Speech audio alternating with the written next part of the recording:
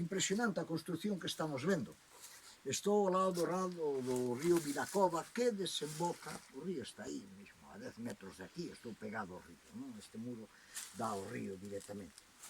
E xa veredes no blog que vai entrar unha serie de traballos, ao menos pretendo meter 3 antiguas fábricas de papel. Aquí se elaboraba papel como as fábricas modernas hoxe, pero lóxicamente dentro do que era co sistema de produción que había no ano 1900. No entorno de, podíamos decir, de Noia, Santiago, existían varias fábricas destas. Eu estuve agora nunha de Domingo Fontán, o mismo Domingo Fontán que ocupa lugar na historia de Galicia, xa falaremos dela, que chaman a fábrica dos Fontán.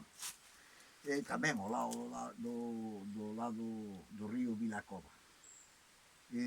Que, como dicía, desemboca en Noia, e aquí ao lado teño unha aldea que creo que lle chaman Castro. Bueno, este era un proceso mecánico no que mecánicamente se extraía a celulosa da madeira ou das fibras vegetales. Tamén incluso en algunhas se reciclaba papel e, curiosamente, se reciclaban trapos que non deixa de ser outra fibra. Bueno, a fábrica é bastante grande, pero vou entrar aquí nun sitio onde se producía este proceso mecánico do que queda, porque quero facer unhas fotos e veredes que singular. Bueno, isto eran desagües, estas fábricas necesitaban unha cantidad de agua brutal para ter forza hidráulica para mover esa maquinaria. Este debía ser un desagüe do que viña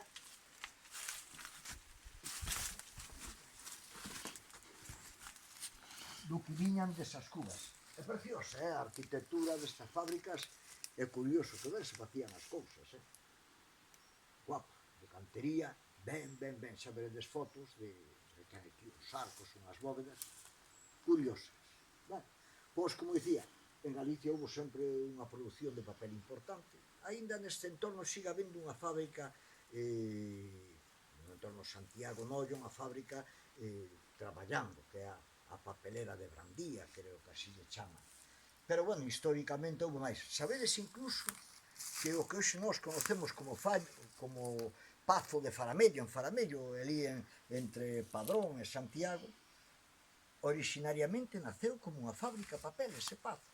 Montan dous italianos que peregrinan a Santiago de Compostela, non encontran donde comprar papel, porque aquí non había produción, e aqueles homens dicen, este é a nosa, xa non volveron para Italia, quedaronse aquí co negocio da produción de papel, que facía falta, pero os galegos aínda daquela non usaban. Curioso, xa veredes que chama a atención este sistema de produción ou de fabricación que había.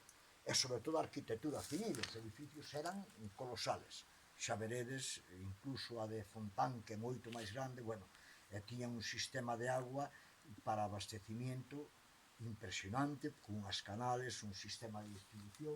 Aquí estaría todo o que era o sistema de mazo da fibra, e por aquí descorrería agua, bueno, por arriba tamén, como calquer fábrica, tiña outras dependencias, sistema de secado, do que era o laminado da fibra para convertirla logo en papel. Curioso, espero que vos guste. Eu vou tirarme unhas fotos por aquí, e espero que disfrutedes estas trangalladas. Se en algunha cousa non aí falando así en directo non fun o suficientemente riguroso, logo no blog intentaremoslo facer un pouquiño mellor. Gracias, e se vos gusta, un like, como dicen eses modernos que de ahora que dicen like. Vale, gracias amigos. Digo amigos porque os modernos tamén agora, os que siguen, non sei que, xa non lle chaman ni eso, chamanlle followers, unha cousa así rara. Para min son desamigos todos. Ben, quédame por aquí un ratito.